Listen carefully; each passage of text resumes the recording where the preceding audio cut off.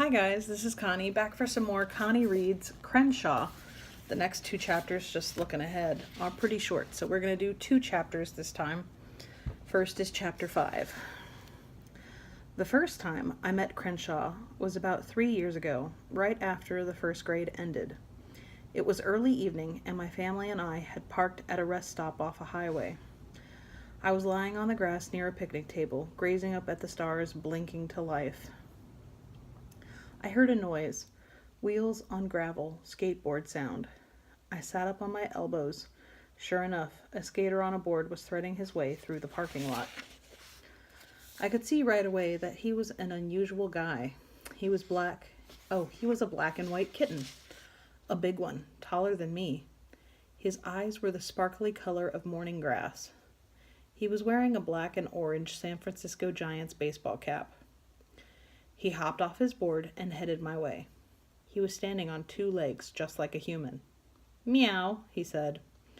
"Meow," I said back because it seemed polite. He leaned close and sniffed my hair. "Do you have any purple jelly beans?" I jumped to my feet. It was his lucky day. I just happened to have 2 purple jelly beans in my jeans pocket. They were a little smushed, but we each ate one anyway. I told the cat my name was Jackson. He said, "Yes, of course it is." I asked him what his name was. He asked what did I want his name to be. It was a surprising question, but I had already figured out he was a surprising guy. I thought for a while. It was a big decision. People care a lot about names. Finally, I said, "Crenshaw would be a good name for a cat, I think." He didn't smile because cats don't smile, but I could tell he was pleased.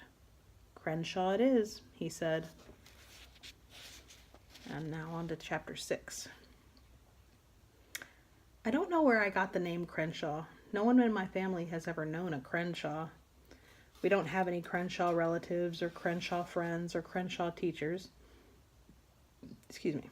I'd never been to Crenshaw, Mississippi, or Crenshaw, Pennsylvania, or Crenshaw Boulevard in Los Angeles.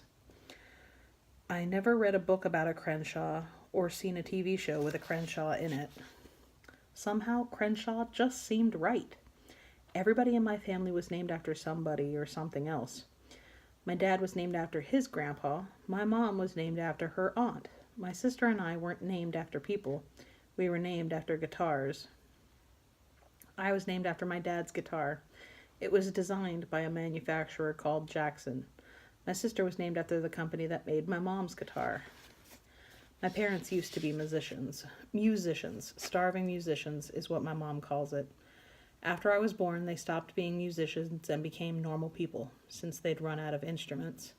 My parents named our dog after a famous singer called Aretha Franklin.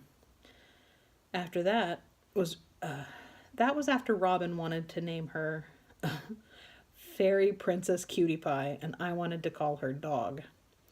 At least our middle names came from people and not instruments. Orson and Marybelle were my dad's uncle and my mom's great-grandma.